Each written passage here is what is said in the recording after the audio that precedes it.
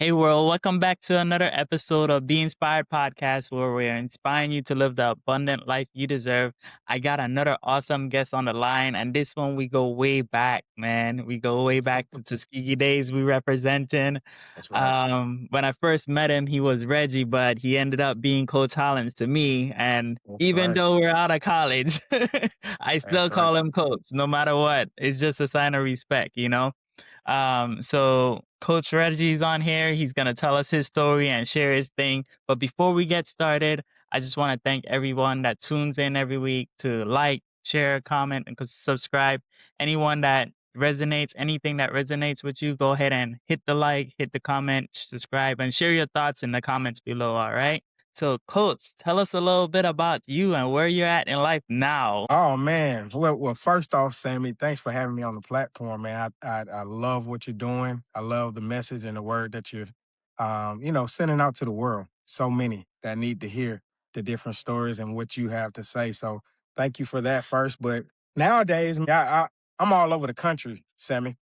When during my coaching days at Tuskegee, I was pretty still and in a confined schedule. But now, man, I am Yeah. the president and COO of Minority Prospects, and Minority Prospects is a national baseball and softball company that is is programming in 28 states. Man, we've been in existence for 6 years.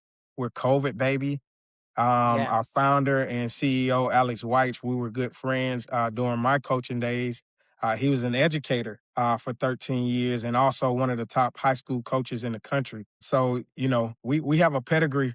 Yeah. Our executive staff has a pedigree and more than 25 to 30 years of experience in this baseball and softball industry. So, man, we have been so blessed. And when I tell you it's a God mission, it's not an Alex Reggie or, Minority Prospects team mission. It's a God mission. He put us in place.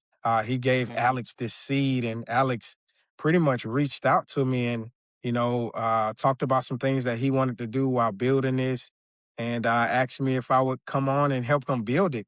And I said, hey, man, you know what? This actually sounds like what I wanted to do once I finished my mission at Tuskegee. We can dive into it a little bit later, Yeah. meat and potatoes. 6 years later, man, we've impacted more than 100,000 Yeah. black and brown, youth and student athletes around the community. And that number goes further when you talk about the impact that we have on the families. Yeah. So we don't just impact what's going on the field, we impact what's around it. And so we're growing fans for the game, Sammy.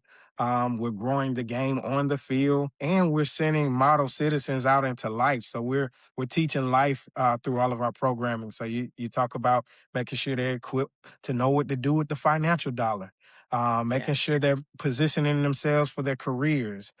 We partner with major corporations to bring in opportunities for some that may not have that aligned. So it's deeply loaded, Yeah. man. It's massive.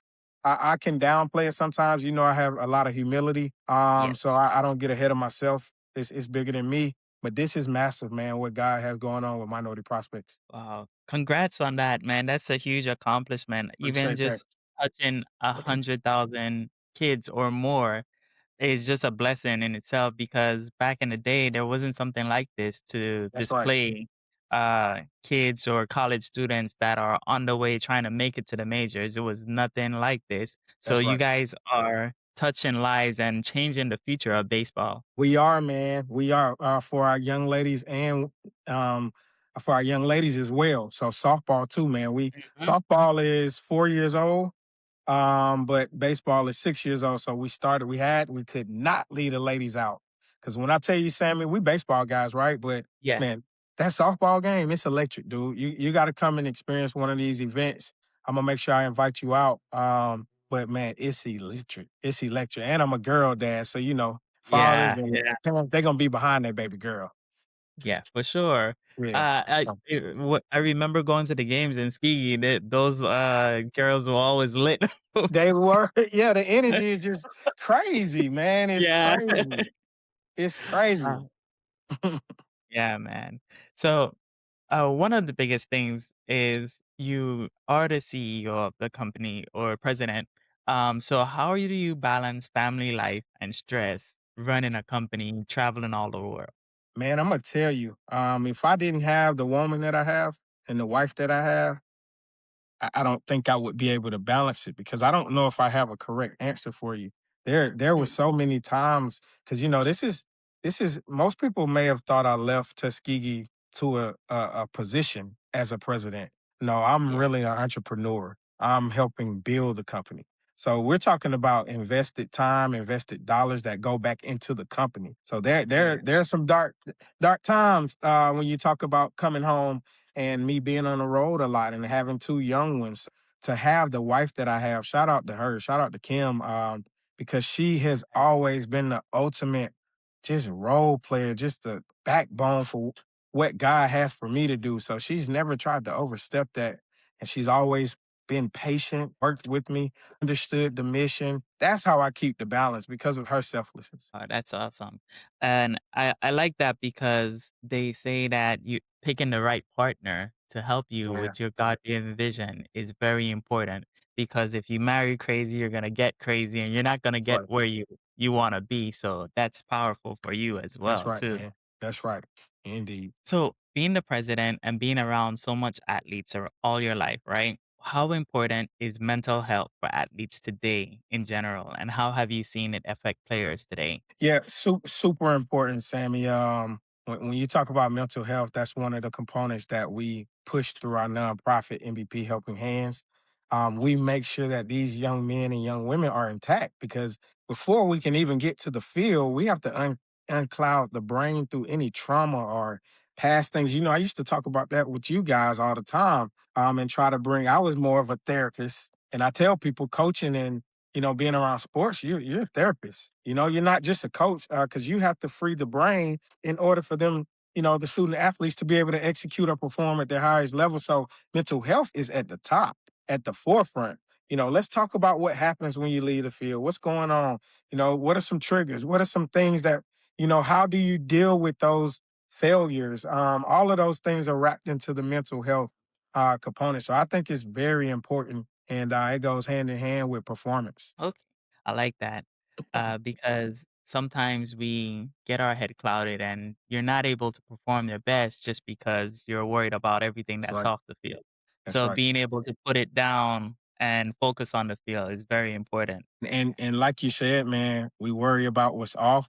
So one thing I always try to tell the student athletes, when you're on this diamond, let this be your pressure release. You have to Yeah, find certain things to allow you to release that stress. Like when I was going through the turmoils of different challenges at Tuskegee, I would always go in the morning and go to the field and pray. So if we had a hidden session, how we were. If we had a hidden session at 5, I was yeah, probably there at 4:15 praying, man. That was like my sanctuary, my peace, somewhere I know that brought me happiness. So I could release the worry of what's gonna come after we finish our practice setting or, my day is ending. So I just encourage those student athletes or just anybody in general, find something that gives you peace, kind of make it consistent. And now you can find a way to kind of configure yourself in better mental spaces and thought processes. yeah, man. Hey, those morning sessions was awesome For because, sure. For sure. it helped me become the player I was today, those That's right. That's right. those No, it early did, morning. man. It did. I want to Yeah, shout you out on your own platforms, me, because you walked on, right? You yeah, walked on. You from the VI. It was well known. You gonna make them, know where you're from. You claimed your home, and we could hear it in your accent. We're like, what is?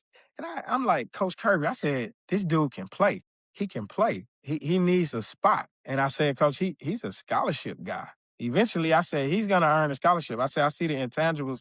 I said, man, I'm going to take him under my wing because I think you were a freshman when I was a senior.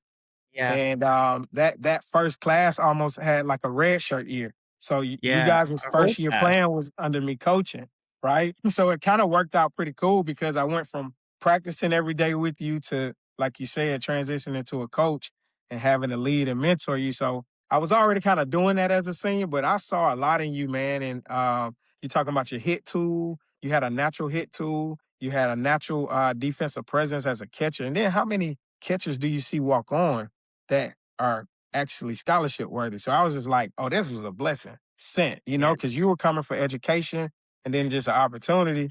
So I'm just like, man, if I can get a hold of him and teach him this game mentally and fine tune some of his skills, man, he's gonna be a 330 plus hitter for us, and he's gonna be one of the best defensive catchers in the country. And well, the, the And the it all rest is happened. history. Yeah. All right, there it is.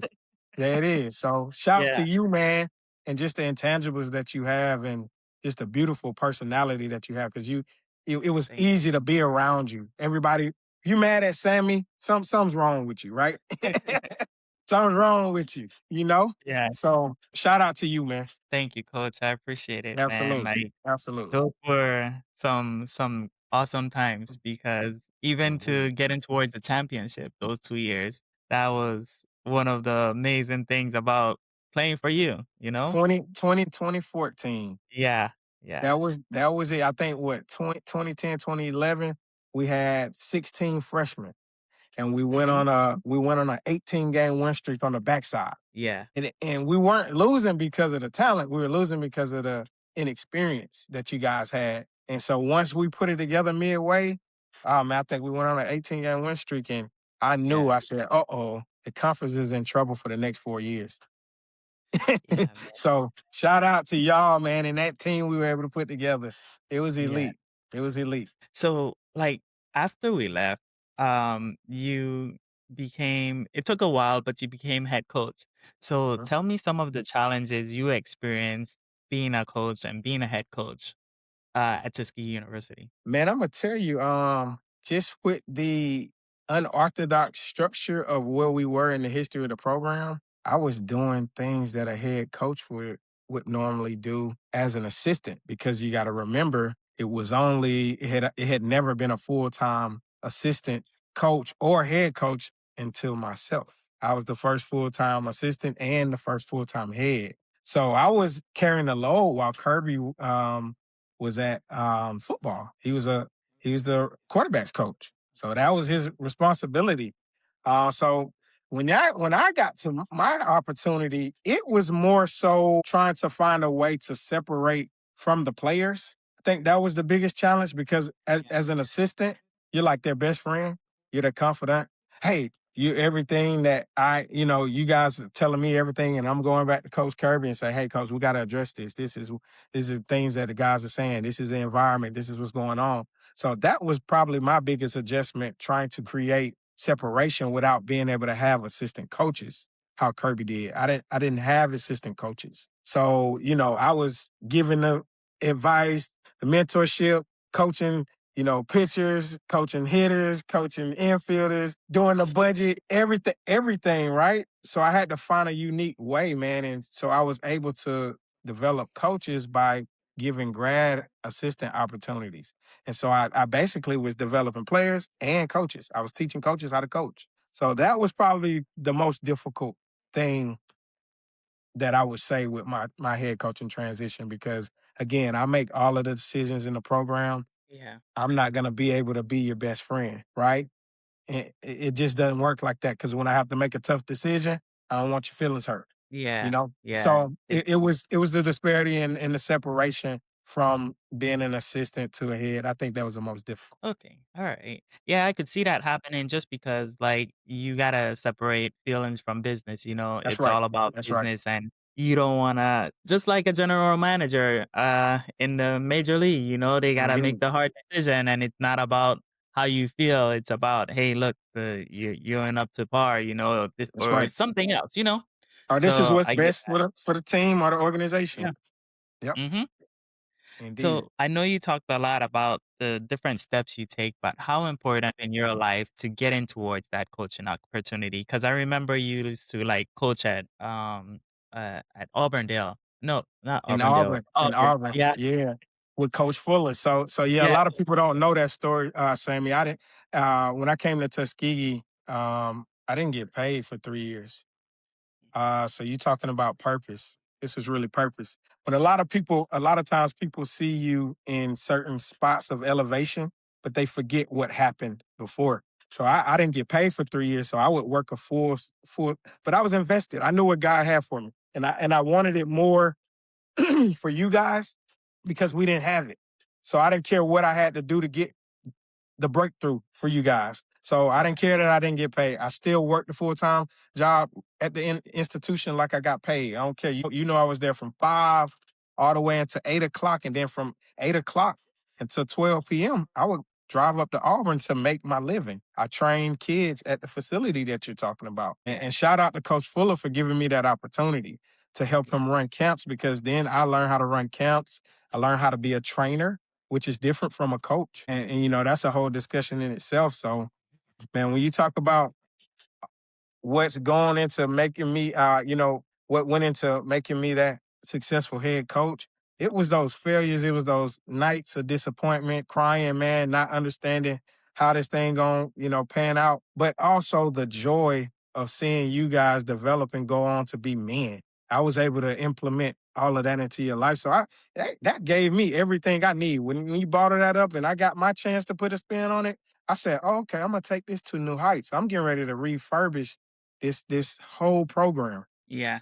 That way, So once I leave, it's gonna be a legacy and I can be able to come back. They might not know who I am, that's fine, but the future players will be playing because of my blood, sweat, and tears. yeah. So that's my answer, man. All of those failures, all of those disappointing times, not the contracts not going through, but me persevering and weathering the storm and every challenge. That's what helped me be ready. Man, speaking about contracts not going through, tell us how you were able to like secure like the funding to build a new field, Yeah, scoreboard, and then get sponsorships yeah, from major league teams as yeah. well. That's Yeah, huge. nah, it was really crazy when you look back at it, man. And this story really hadn't even been told unless you were internal. Um, but really, man, I knew my father really laid a great foundation with me, and you know my dad, right? He Yeah. loved all of you guys. But he always said, "Help yourself, son, before you ask for help." So for me, Sammy, my family built those batting cages. A lot of people don't know that. So that's personal investment from my family, my wife, her folks, and my folks. We built those cages. So I needed to show something successful and so I did the cages and then the new fencing line. So I remember I changed it. I put the bullpens inside of the field. I had to Yeah. show something before I go ask, right? So then I said, all right, the next way I'm gonna be able to approach this is not reinvent the wheel. What do I mean? Booker T built that beautiful, gorgeous campus with the student body. So why not take that blueprint? And so what I did, I put a nice presentation, a proposal together. I went over to the director of agriculture, who also helps and work partners with architecture, engineering, and all of those departments. And I asked them if they could if I could put a student initiative together through renovating this facility that we have been off the campus for almost 10 years. So I said, I think we can do it. The students, my players, my staff, we can build it ourselves. And so it's going to give them on hands experience. So those students that helped along the way with the process, they were able to put that on their resumes going into their workforce. So That he said yes, right? I was like, because I showed him the cages and the new fence line. I said, look, I did this myself. I ain't asked for nobody help. I'm gonna show you what I'm gonna do. Here's the steps, here's the renderings of what I want to try to accomplish. And he was like, man, I got your back. So then I went up to Auburn to a trusted friend and I needed him to teach me a little bit more about fields. So I was able to give him a little something. He came in and helped me lay the foundation. I told him how I wanted it. He showed me some of the tricks of the trade. So we scapped the whole field. So when I tell you, when you talk about it, it was we laser level, we took out the old side, we put in new irrigation. And again, this is all by hands, and I have proof, right? I was able to document along the way. And so when the student before I made a schedule, man. So our student athletes, our players at the time, they would have a time slot 3 times out of the week to come out and work on the field with me. Now me, okay. I'm out there from 5 to 10 o'clock at night. I've literally almost died out there twice. So when I go back to the field and look at it, it's a little bit different meaning for me. And I tell those players, y'all don't understand why you have this opportunity right here to play in front of the student body. I need you to give it everything you got because you really don't get it, right? Yeah. There's people that They come before you that have really paved the way for you to have this opportunity right here in this moment. Yo, those So 7 a.m. bus rides to Patterson Field You was in the you life. you hear me? You hear me? Like, they don't have a clue, man. So when you talk about getting the corporate sponsors and the fundraiser, I just use the community of family that we had. All of you had family that loved you, that loved the program, right? And I use that template right there to help come up with certain fundraisers. And I went old school, almost like travel ball, and in a sense, because we had to grow the program to where it is now. But Yeah. I had to use parents to help me spearhead, and I gave them certain leadership qualities as a booster. And we went out, did shirt campaigns, car wash, fish fries, different different campaigns to raise the money every year.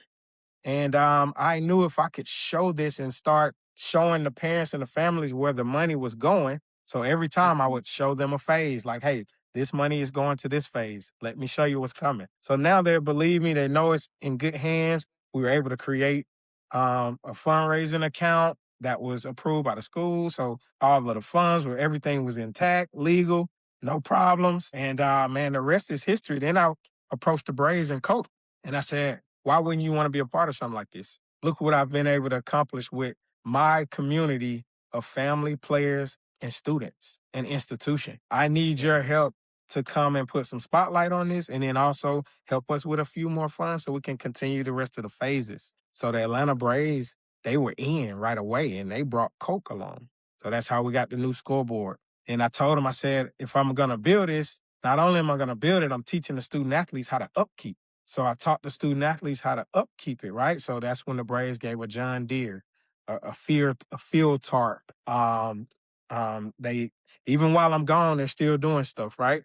They Yeah. they did a halo behind home plate. We didn't have these things. We didn't have No. anything. We had glass bottles all in the circle. So this was a total Homecoming on the facelift. field. So no, man, to be able to for God to put me in that position to be able Yeah. to pioneer something like that and return legacy back to the campus, I'm still in awe some days when I wake up, man. Hats off to you for that, man. That Appreciate it. that was Appreciate huge. it. Uh, Appreciate it. man, and then almost dying twice. That must Yeah, have been yeah. insane. And Heat what? strokes, man. Heat strokes.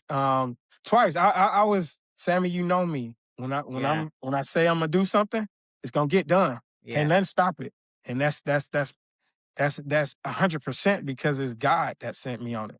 So you can't Yeah. stop God. You can try to stop me, but you can't stop His mission. Yeah. So here I am. I'm crazy enough. I'm behind you. God, let's do this thing. This is crazy. How are we gonna get this done? I'm excited to see how it unfolds, but here it is. I'm out here all day, every day at this field, and then conducting practice, and then going home. Try to be with my family. So it comes a time where fatigue sets in, and it was one of those Yeah. days I stayed out there and didn't hydrate properly because I was trying to get something done, and that happened twice, man. So thank God I'm still here. Yeah. Uh, yeah, I'm Indeed, happy that you're still indeed, here. indeed. Because you still got a lot to do, man. I know, You man. still It's gotta still hit a the whole Virgin lot. Islands because we got some That's right. prospects down there too. Oh, we need them all, Sammy, and that's what this is about, man. Now I'm in a position to help place them with any school in the country. That's awesome, man. When dealing with coaching, you coached at the D2 level. What is Mhm. some advice that you will give someone that wants to coach at that level to further their self or their career? Humble yourself and understand that the resources may not always be where they're supposed to be. And when I say that, you're gonna have to wear more hats than the normal. So for instance, at our D2 institution at the time, it is what it is. I had to learn how to be a trainer because there were some developmental things that you guys needed that may not have been offered to you. So if I wanted to maximize how many games we were going to be able to win and put you as an individual in the best situation, then the organization, I had to become a trainer. Because again, the difference between a trainer and a coach is that trainer develops the skill of the individual, right? So I spent a lot of one-on-one time with you guys because in a practice setting, I don't have that kind of time. It has to be efficient for reps, right? And team inclusion. We're Yeah, going over concepts of bunt coverages, and everybody can get their individual work inside of yeah, it, but it's more of a team concept. So I would just tell coaches, don't be too big to go a little deeper. If you got to get in there at 5 in the morning to come be a trainer to make what you're putting out as a team look better, that's what you got to do. And Yeah. that's and you know I did that for, oh Lord knows, 10 years. Yeah. 10 years. So Every morning. every morning. And if you miss, I'm pissed. You know? So I because if I can get up and be there and commit, why can't you? Because I'm putting it into you. So Yeah. that's it for me, man. Just for those D2 coaches, it's not gonna be pretty, man. It's not gonna be pretty. But Work every is experience hard. that you have, it's just gonna make it 10 times easier and give you a different perspective when you climb that ladder. So we talked about your side of the story. So let's hit a little bit about how to get to the next level. What would you tell an athlete today who is trying to get to the next level or working towards it? Yeah, yeah, you have to really let's say we talking to the amateur that's just trying to go to high school, right? Okay. You have every level is so different, but you have to find a way to keep the joy in the game. That's one thing I always made sure y'all did. We competed in fun ways while getting better. And I think sometimes we get too serious, too young. Nobody's getting drafted or gonna be pro at the 10 years old. Let's find a way to keep it fun as we develop. It's about developing and not winning. Yeah. Everybody just worried about winning. No, develop. So when I say that, playing less games, right? Play less games, develop more. When you play your games, it's to test what you developed, what you Yeah. trained on. So it's just a testing tool. And don't be afraid to fail because failure is coming. Learn how to respond to it. Most of them, I think, for to answer your question directly, we have to learn how to fail and how to succeed inside of that failure. I used to talk to you guys and say, "Hey, it doesn't matter if you go 0-3 today. What good things did we do?" And you would respond, "Man, coach, I had a 10 pitch at bat." You did, and guess what that did? That fell down the line for your rest of your hitters, and it gave them an opportunity to hit on some mistakes, and then it always comes back to you. So if you fail, be ready because it's coming back. I would always tell y'all that. You were like, it'll be a big moment. You may not have got those runs in, Sammy. I said it's coming back. Short term memory, go play defense. Forget that at bat. Make the adjustment, get back up. It's coming to you. So just really learning how to fail, how to respond to failure, and how to find those successes. And I think that will carry you on up to the next levels. That's the biggest thing once you get up. Some people don't handle failure well. Yeah. And then just realizing that failure is also one step closer to a lesson. It's just a That's right. lesson that you learn because when you fail, what do? You go back and watch the film, you see That's what right. you messed up. Oh, he threw me a fastball inside. I got to work on my inside pitches more, you know? That's right. So That's right. it's failure is just learning from lessons, That's basically. right. And Yeah. then also too, man, because what you're saying, you learn from those lessons. But I would like to see a lot of young people do a little bit better at not carrying the cage or their bullpen into the game. Just just when you're in the flow of the game, react, have fun. You've worked for it. Let it come natural. We think too much. The think tank is the dugout.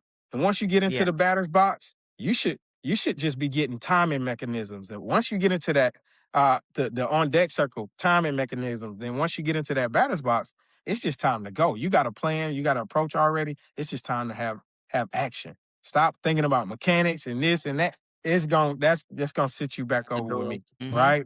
So I would like to see youngsters do that a little bit better. And some of these hitters could be a lot better than what they're putting out. I could relate to kind of like the failure portion of it just because, like, my senior year, I was hitting, but nothing was falling. Everything was going Right. to a player or something. And I just remember you telling me, like, no matter what, Sammy, you're hitting and it's going to count when it matters most. That's right. And you were right because that same in the tournament, I hit one of the longest bombs ever. That So, bomb's still going, Sammy. That was so a shout out to you because that was a dagger. Like that gave us some real momentum in that game, and it put it away. yeah, Yep, yeah. I So remember it like it's I yesterday. can relate to that. Definitely learn from your failure and keep pushing even though things aren't going the way it should. That's big, man. No, that's big. That's right. Keep going. You got to keep going because guess what? We can do everything in life right, and it still doesn't work. And it's all sometimes it's just a matter of time and patience, right? Yeah. Like you said, you hit the ball hard every time. It just happened to go right to the other eight defenders. Yeah. What can you do about it? Nothing at all. Keep hitting. Yep. Great point. Thank you, man. So, man, coach, I appreciate you coming on here. Is there Absolutely. something you thought I was gonna ask that I didn't ask?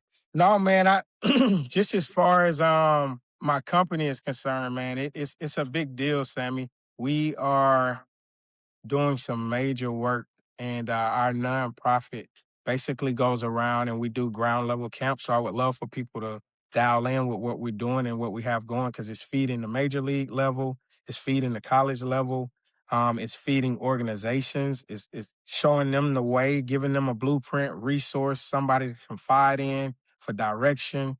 We're putting coaches in situations, we're educating families, we have parent clinics. We're doing academic things. So just the whole 9 yards, man. And I just would love for people to lock in with us. So you can find us on minorityprospects.com. Hmm. And then our socials are MVP Takeover or MSP Takeover, which is softball. So MVP is the baseball page, MSP is the softball pages for socials. And then MVP Helping Hands is our nonprofit. It all partners together, Yeah, and we're on the move, Sammy. We're making a major change. Everything that happened at Tuskegee was for a reason. yeah. It's why I'm extremely prepared for this. So it's been no easy feat. We still got a long way to go, but when I tell you, um, baseball for Black kids around the country is on the way. It's on the rise. So, being that said, what's the next big thing for you and your company? I know Uh, you said so parent clinics, all that. You're in yeah, 29 states. yeah. So, what's the next biggest thing? So we do events. So we do like HBCU All Star games. So like you would have been an HBCU All Star. Half of our team would have been All Stars. I don't know if you remember. We used to play very difficult schedules, and Yeah. that was for a reason, so you guys could get scouted. Because for whatever reasons at the times they thought SIAC or HBCU baseball wasn't strong enough to judge against something of pro caliber. So I would put you guys in positions against teams that were being scouted. But so with that same thing, that's how we came up with the HBCU All Star game. I told my buddy Alex, I said, we need to do an All Star game because now we need the melting pot of the best HBCU talent in one location. And now we can just kind of get the identity of the scouts to start paying attention and now going back out during the season and respecting the level of play that's at our HBCUs. So that's how we are now. And then, MLB's doing their thing. They've seen the model. So now they're doing one with Ken Griffey. And it's just more opportunities for um, you know, the kids around the country. And it's empowering our HBCUs. The better the HBCUs are, the better the rest of the landscape is for Black and brown young ladies and young men. So, oh man, we just really next it's more so geared towards raising the level of high school baseball back again. It is suffered in our parks, right? So we're restoring our park. That those were our feeder systems before travel ball came. It was Yeah. inexpensive, right? It was inexpensive, but it was good development. You had volunteer people that came back and gave their time all week long. Nowadays, we're trying to get paid. Everybody, you can't. Everybody a training guru. Nobody's Yeah. giving back their time for free. So our model shows that. That's what the blueprint is. That's where we're gonna find our success. That's what bred up so many successful Black ball players at the highest levels. Hey, coach, I just want to say thank you because you came on here, you shared your heart, Indeed, buddy. and I appreciate how far you've gone and all the kids and children that you're impacting to help them get to the next level. That's important That's right. because um, you're able to help so many different people live that dream that they once thought was only a dream. That's right. That's right, man. No, I appreciate you for having me on because you and your those 3 to 4 year teammates you played with, y'all grew me up. Sammy, kudos to you and all of the teammates that you played with during your years at Tuskegee because you guys actually helped me grow up. I was so young into coaching, so I had to get right into it. And, just going on those journeys with you guys was everything. I even talked about it in my Hall of Fame speech that if it wasn't for you and those front classes that I grew up with, I wouldn't be the person that I am today. So Nah, man, hats off to y'all because again, we can learn so much from our players and the youth. And that's one thing I always try to embody is learning. I never knew it all. Now, if I'm in a situation to where I knew, certain things, and of course I'm gonna say, nah, you gotta listen to me right here. I know what's coming. But most times I could learn so much from y'all's intellect, y'all's perspective, things y'all have been through. And I think that's what made us work well as a pair, man. I really enjoyed those teams that I coached at Tuskegee over the years. Yeah. And then last question I got for you, and Okay. it's kind of going back to like about mental health. But I did a like a podcast about this and how men we bear the weight of like being a provider, being the protector, being the financial support, everything for our family, our wives, or everything, right? But how is it some what are some of the ways that you're able to take care of yourself to continue being that person to give back, be the protector, be the provider? What's crazy is I don't have your generic answer. I was so engulfed in what I was trying to do that I almost drove myself crazy. So in 2020, I had no choice but to pause and slow down. And I went into a full blown depression. I didn't realize it, but I was overwhelmed. I was Yeah, mentally shot. Right. So I more so learned about the value of mental health in 2020.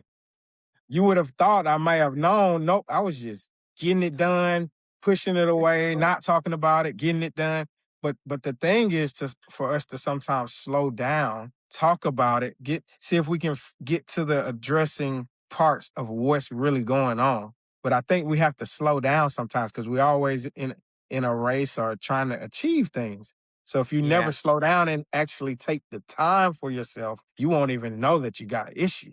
You'll begin to mask it so much that you carry it. And then it comes to a point where it's a breaking point. So it's like a right. So I'm talking about I lost my mother, I lost my grandmother. All of those mhm, things went into, me building mental health.